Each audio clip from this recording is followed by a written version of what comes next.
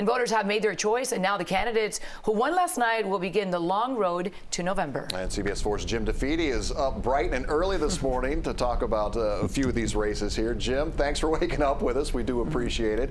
So, did Charlie Crist win over Nikki Fried? Did it surprise you or really anybody?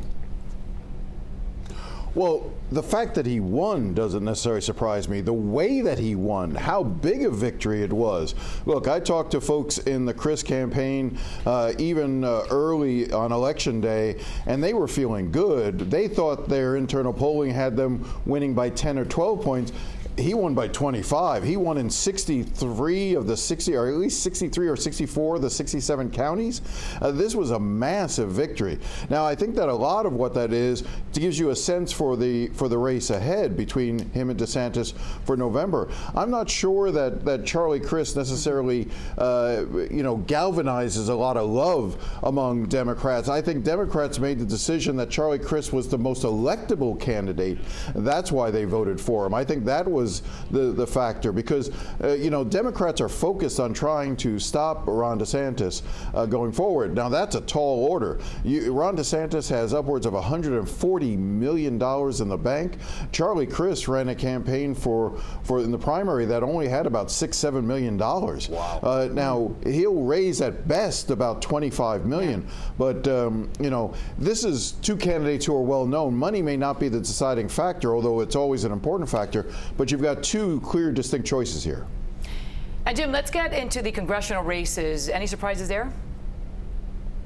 This one, there was no real surprise. I mean, Sheriff-less McCormick won in her rematch against Dale Holness. Of course, she had won by 5 votes less than a year ago. She won easily this time around.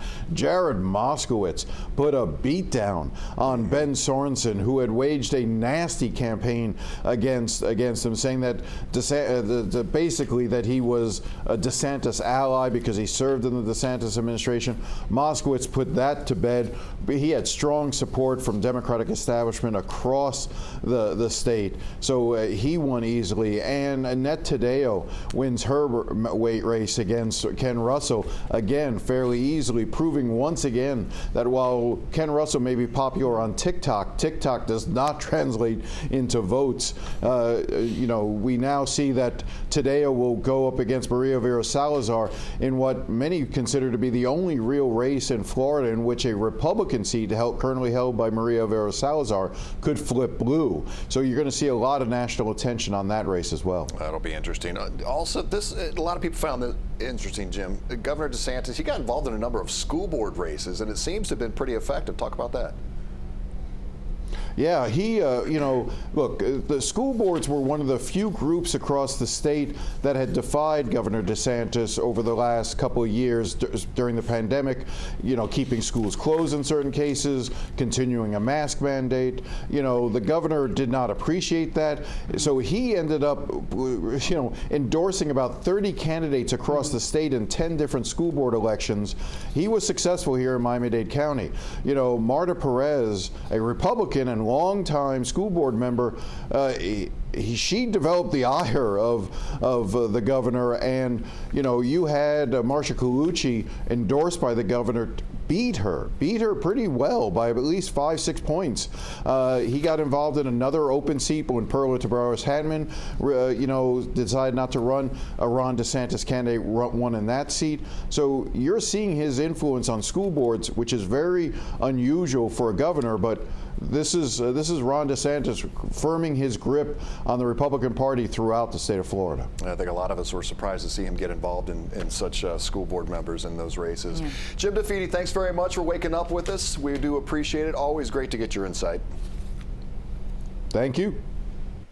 And another big race looking ahead to November will be the race for U.S. Senate. As expected, Val Demings is the winner of the Democratic primary, taking about 84% of the vote. Demings addressed supporters at her watch party in Orlando. I dream of an America where we protect constitutional rights like a woman's right to choose. Now, I've said it along this campaign trail. Let me say it again. We're not going back. We're not. Demings is a three-term congresswoman currently serving part of Orlando. She was also the city's first female police chief and was an impeachment manager during the first Senate impeachment trial of former President Trump. In the race for Florida's 27th congressional district, State Senator Annette Taddeo beat out Miami Commissioner Ken Russell and Angel Montalvo for the Democratic nomination. Taddeo commanded 68% of the vote. She will challenge incumbent Republican Maria Elvira Salazar in November.